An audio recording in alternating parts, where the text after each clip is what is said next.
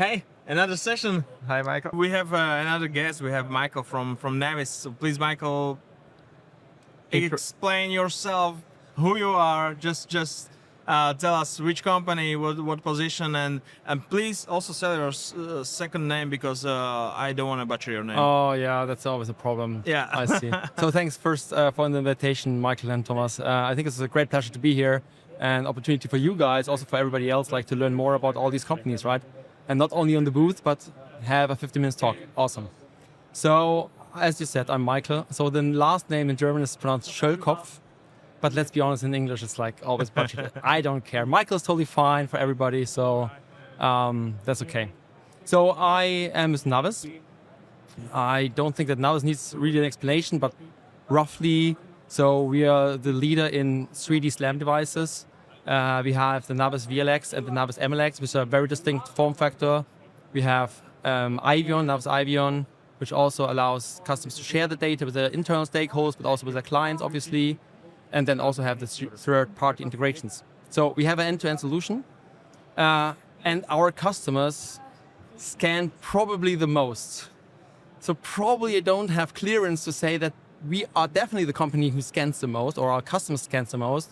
But last month, our customers scanned more than 50 million square meters. So it means that our customers scanned Frankfurt in 4 months and New York City in 1 year. Not sure if anybody has comparable data. I would love to hear, but I think this is really the most square meter captured of any company that we have. For myself, maybe quickly, so before NavVis, I worked at different startups in product roles. At NavVis, I'm director of product for reality capture. That means I'm responsible for the devices. So that means the NavVis MLX and the NavVis VLX, and also the processing software then. You mentioned that you feel like your clients are scanning the most data out there. Yes. Where do you position yourself? Do you feel like you're in competition with TLS or in competition with other SLAM solutions? What's your thought about this? That's a good. There can be one can be official, like policy of the NavVis compelling one, but then I think that there can also be a more personal one. And how you feel it actually? I think it depends on with who you talk, right? Because in the end, if somebody looks at another solution versus another solution, whatever other solution they think about is then our competitor, right? In our opinion, it's pretty easy to position our against a TLS because it's 10 times faster, right? You don't have exactly the same level of detail in the data, but for most of the use cases, it's enough. So I think that is often where we are against a TLS, and it's honestly very often a winning argumentation. I think it's get a little bit trickier if customers compare us to a, how to say that not disrespectful, to like a lower end device, right? Because then we are roughly the same speed maybe, it's not this 10x factor at least, and the other one is more economic for them. So there, if they only have, let's say, only 2D floor plans and they don't, nothing else, then I think it's hard for us to position ourselves because we excel in the data quality. So that is our number one product principle, data quality, and then reliability, and then efficiency. But if somebody only needs on 5 centimeters accurate floor plan, that is something where they might choose somebody else. Actually, you are speaking about data quality, and I was originally, before I entered the industry of scanning and reality capturing, I was a car designer. Oh, nice. And I would say that your devices stand out also with the design, and because they look totally different. And I would have there a question like, is that a purpose like marketing-wise, or do you see there like benefits of ergonomics or like how to care the devices, or what's behind this? So I didn't tell you that you asked this question, right?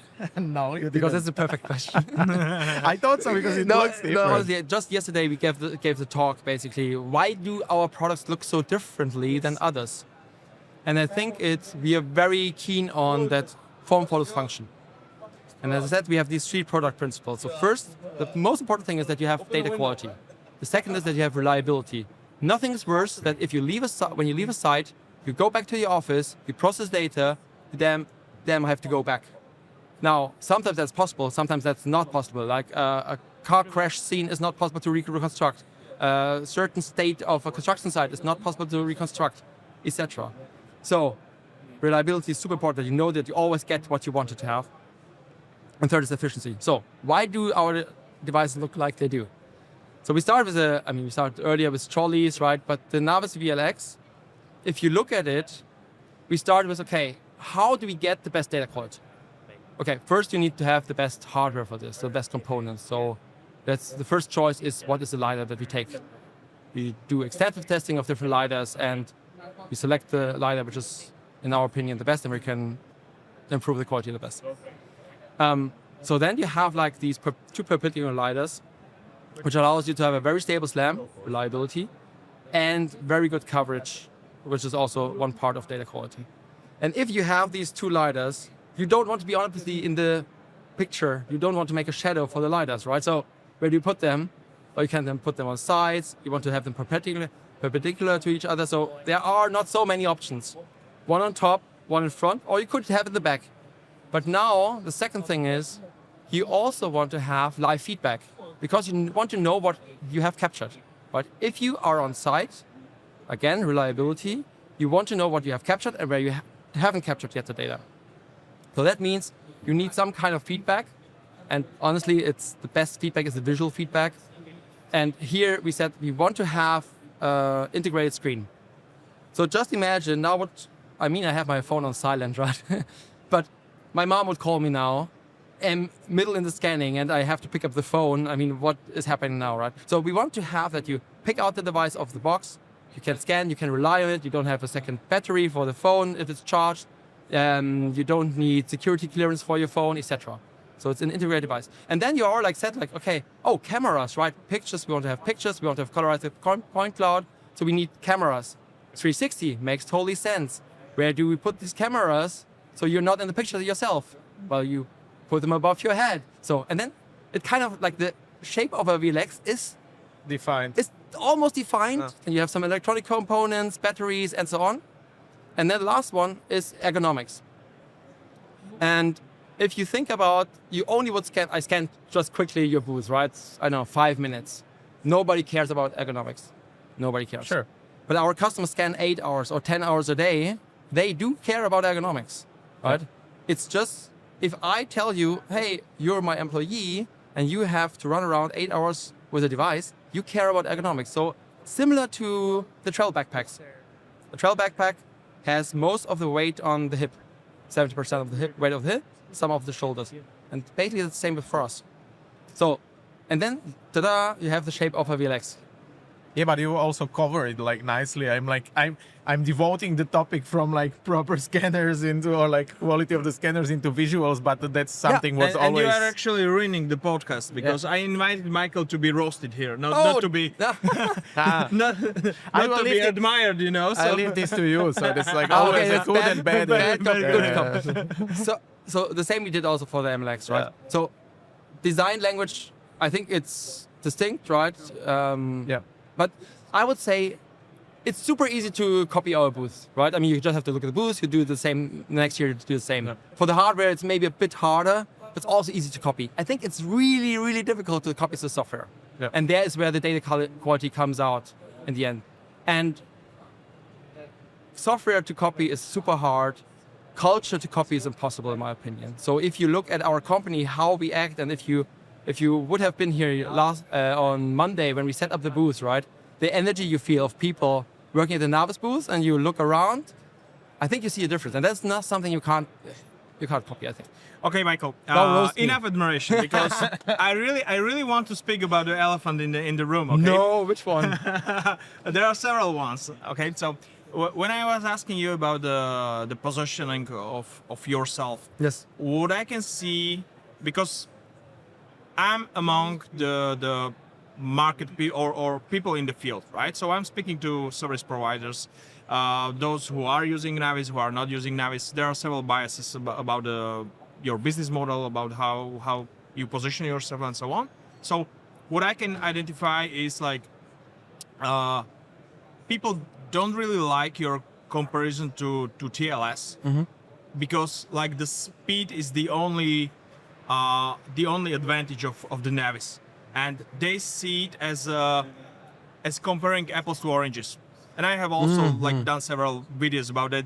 I don't think it's a fair comparison, because you are only picking one feature out of many, and trying to explain that you are better than TLS, for example. So this is not to be mean to NavVis. I'm just trying to point out that I actually see NavVis as having their own division in the whole market. Okay, I take this. The intention to ask you about your positioning was with in mind, with very exact arguments. Like, there are this majority of classic SLAM solutions. There are TLS, and I actually see NavVis somewhere in between. Why are we, in your opinion, not a classic SLAM solution? Because we I'm have not good speaking data quality. about MLX. I'm speaking especially about VLX, where you have actually two SLAMs coordinating each other and just adding more data. And you are using. No, Hey, you want me to sell myself? No. I'm not going to speak about good things. No, again, I see your positioning a bit different, and I don't think you should be really like competing to TLS, because most of the companies we know, they actually use both technologies. They use NavVis and TLS. Okay, so it's not really like one or another. That's the one thing. And another thing, sorry to say that, but there is many talk about your business model. Okay. People usually don't like that, and I can understand it's because maybe they don't understand the model, or they don't have experience with that. But I would like you to answer me what you think is the right answer to this and to those biases. So why don't they like our business model?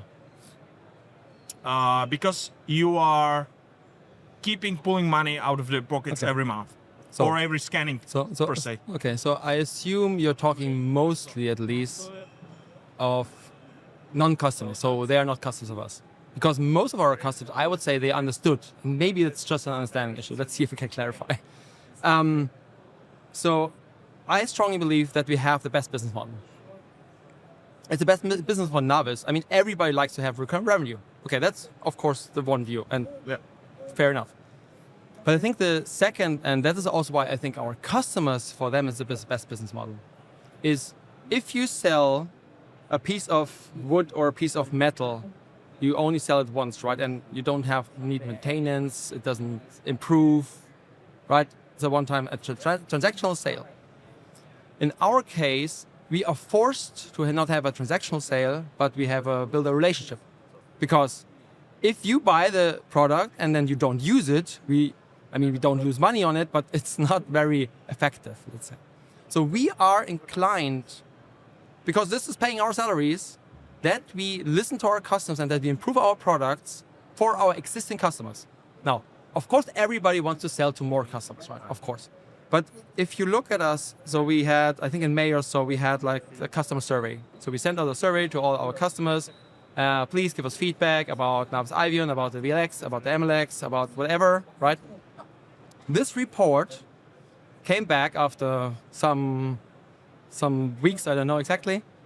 And this report was read by everybody from top management, from every product manager, from every designer. And we look at this and say, okay, what can we improve for our existing customers? Now, those who are not our customers, of course, can't see that, right? But we are, because that is paying our salaries, we need to make our existing customers successful. And that helps our customers then to be successful. We benefit from that, they benefit from that.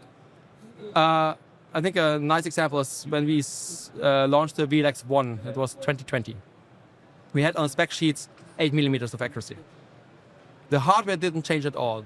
Today you have 6 millimeters. Why is it so? Because we improved the software. So I think it's really the best business model for us, and it's the best business model for the customers. It's not the best business model for those who maybe haven't understood it completely, and of course also not for others who want to only make a transactional sale once, and then they need to build something new and to to sell again to you, right? We don't need that. Last year we launched the MLX with a new hardware because it made sense. Customers saw some need for a smaller device. Yes, we did this. But this year we have solely software features. And if you look at them, what we improved, they are all, I mean, not maybe all, but most of them are coming directly from customer needs. So our customers benefit from our business model. I truly believe this, yes. I would also like trigger the question in another direction, is that mainly your processing services are on cloud, right? Yes. And there are like companies, or like, for example, my company is also like a service provider, and we do a lot of trainings, and often we do trainings in the public safety sector, where we know, and they also like they are not allowed and they cannot share the data on clouds. Yes. Are there any solutions how you can offer something to these clients, or this is then like out of your interest? So, I mean, there's another discussion about cloud versus on-prem, right? Yeah. I think it's almost a religious discussion, right? So, I also believe that cloud is the right system for this. This is not a judgment whether it's right or good. It's just like whether there is. You're like already convinced of this, or do I have to convince? No, it was a question because I know customers which cannot go on cloud. Yes. Okay. So, we do have the case that we have customers who have high security needs. So I'm talking projects for the DoD in US. I talk nuclear reactors where they have air gapped. There's no data getting. Our VLX is going in once. They never will leave this in one piece, right? So for those specific needs, there is a solution that we offer. We don't believe it's the best solution. We believe really in cloud because it makes everything easier for us, also for our customers. Just scaling things is so much easier. But for these specific customers and in specific regions, yes, we do offer some version of our software which allows them to process air gapped. Great. That was one of my elephants that I wanted to speak about. So two elephants done. How many do we have? We're going back to the business model. But for me, for me, that was not an elephant. That was more like clarification for clients which know you or maybe which are interested in. We have very few of them, but there are these cases. I want to come back to the business model because I'm the TLS user right now, and I've been like offered or asked about NavVis multiple times. And I must admit, I see the benefit of the speed, of the quality of the data, of the accuracy being good enough for many use cases. Actually, I just am not able right now to justify the costs of the software and hardware, and the speed. Like the speed is not good enough in terms of. It costs me much more money to acquire the solution as I will save actually in the field. Okay. So the question is not to be discussing my business model within my core business. The question is like, where is this sweet spot or break-even point, or call it however you want? How many thousands, tens of thousands of square meters you need to be scanning monthly, for example? When you actually will feel the difference and start be profitable with this way of scanning. So I think one of our sales guys, Peter, I think shared on your post like the AEC calculator that we have, right? That you can put in how many projects you have, how many square meters, etc., and then there's coming out a number, how much you save or don't save. So I think that's an easy answer to everybody to check, put their numbers in and to see if it's worth it. So I disagree with the point of it's just speed, because in the end everything is about cost efficiency, and speed is one of the main drivers of cost and efficiency. Because if I tell you, hey Michael, you can do one project in a month, or I tell you to make 5 projects in a month, you should be able to do 5 times the revenue, right? What if I don't have 5 projects a month? That's an interesting one. But now it's coming back to why it's so interesting with our business model, is because we are inclined to make you successful. So we hope that we are able to leverage your knowledge, that you're more successful and gain more projects and more clients, right? And basically we help only our customers. We don't help the others. So I assume that many of our customers will take projects from others. I mean, we saw all cases, right, where people price it the same as a TLS. They would do it and they just make a huge margin of that. Some are going on a lower cost tier and say, okay, well, we have a lower margin, but we make tons of square meters and get profitable like this. That's up to our customers to do that. Do you believe for service providers to actually be selling service with the NavVis in a lower rate per square meter, for example?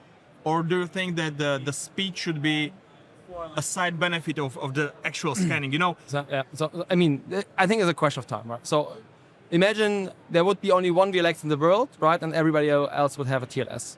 You can price the same because you're the only one who can offer. So if there are 50% of people using a VLX versus 50% who are using a TLS, well, these 50 already start competing with each other, right? And they can't hold this high margin anymore. Will they still be more profitable than the ones with the TLS? Yes. I think that's what happens in every industry, that some things just completely vanish. We are not there yet, right? There's still a place for TLS, still. But this is like how technology changes how we do things, right? I mean, nobody's taking a yardstick anymore and measuring anything. At least they use a disto, right? Mm-hmm. If they do more than one measurement in a day. So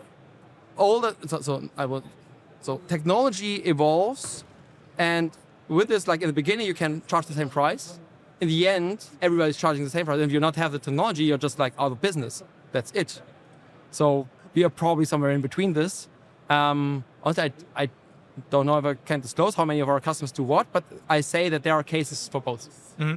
And one more question to the price model, probably the last one regarding this, but as I understand right, the client is paying for the processing each time they process some job, right? More or less. Kind of.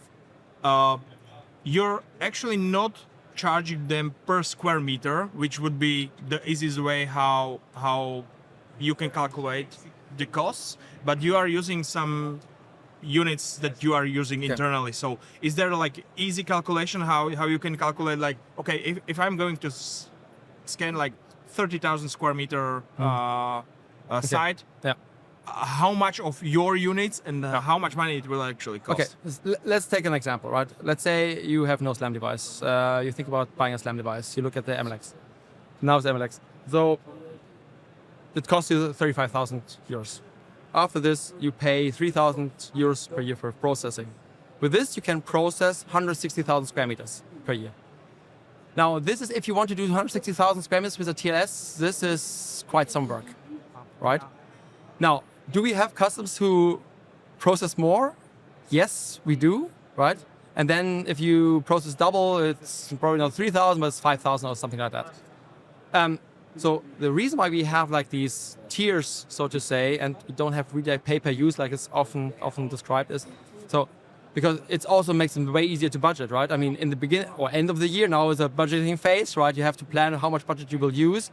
You will look, okay, how much do I want to scan? I make a budget for this. I pay for the appropriate package. If you're more successful than you want to be, no problem, right? We can give you an add-on or early renewal. We're flexible with this. So that's not the problem. But you know then that you don't have to think after each data set, oh, do I now process it once or do I process it twice, because you do have the budget. That I think that relieves a little bit from this, okay, do I now process with this or not? Yeah. Mm-hmm. But you didn't answer. I didn't answer. Oh, damn it. How much is it going to cost if I'm going to scan 30,000 square meter site? Oh, yeah. So I said 160,000 square meters, you pay 3,000 euros a year. Okay. Yeah, perfect. I would change the topic a little bit, and you have the devices which are handheld or carried on the ground. Is there any interest for NavVis to go in the air and into drones businesses? So at the moment, not. What we do is that we offer that in NavVis iVion you can also include drone data, right? Because of course there's a reason why you would have drones, right? Roofs, also like surroundings, you're fast, you have, of course, less accuracy, etc. So there's a reason for that. But no, we don't build drones. I don't think it's reasonable to build drones. How much does this weigh? I love the spec sheet comparison. So hold in your hand I'm kidding. I'm kidding. So it's 3.6 kilos. And what we discussed before about the VLX 8.5, is yes, we have the number of kilograms on the spec sheet, right? But in fact, what matters is like how long can you operate this device? And this is why, I mean, I have it now in my bag, but that we have a harness with it, right? Because our customers scan 80% of the time, they scan with it in the harness, which has zero strain on your arms. Okay. And only like the 20% where you say I want to go below the table, or I want to go beyond this wall, or whatever, then you want to have like this agility. People say they want to have a handheld device. Everybody says, I want to have it's usually not about handheld. Nobody wants to hold anything in their hand. Absolutely agree. I really like this example of like this phone weighs 200 grams, right? If you watch a movie for 1.5 hours, how many people have you seen in your life who hold it like this? Yeah. Zero, right? Because it's, even No the 200 grams chance. are too heavy to have it handheld. So they do like this, right? No, I agree 100% because I was holding a device that was only 1 kilo. It's still pain in the ass to walk with this like 3, 4, 5 minutes. Exactly. Not saying about few hours. Yep. You wouldn't like be able to work with this. And there we come back to first principles, right? Product principles, that we don't optimize for the spec sheet. We optimize for the operation itself, right? Yeah. So that's why we said, okay, I think back then we said, I don't know, if it's 600 grams or whatever, maybe you can do it without harness, but also then You don't want it. you don't want it. So that's why we had from the beginning on, we said, okay, the weight can't be on the hands, right? Because the arms will just get tired the easiest. They know that from fitness. The arms get most tired. Perfect, Michael. I have one more, like Yeah? as our core topic is the future in reality capturing, and your device has cameras and LiDAR. How do you see position of Gaussian splitting within Have that? you looked around at the booths? What is visible at Gaussian Splitting? Are you excited? Yeah. You Yeah, are? of course. Yeah? Sure. Okay. So why do I ask this question? Because I mean, of course, we hear it from customers, we see it from competitors. So our opinion right now is that Gaussian Splitting right now is nothing more than marketing. Don't get me wrong, marketing is important, right? It's nice to have a fly through. So let's imagine you're my client and you want like I want to showcase you what kind of work we are doing, and then I do capture data set and I make Gaussian splitting of it, and I do a fly through, right? To show that is nice. I don't see it yet anywhere that we use that on every project. I don't see it there yet. But of course, that's something we observe closely. That's where I was targeting. Yeah. And we see where the future brings us. Right now, I would say is that too harsh to say on a podcast? A little bit like lipstick on a pig? So you hide your problems on the data. So Okay. that is Okay. I mean, we are very proud on our data quality, and you can cover up data quality if you just make nice visuals. Okay. Yeah, thank perfect. you. I Thank think we addressed all the elephants we wanted. Hope it was helpful to the audience. Hope so thank too. you. It was great to have you here. Thank you very much. Yeah, thank you very much. Have much success with the podcast. I think it's a great format. Thank you. Looking forward for next year. Thank you. Thank you. Bye.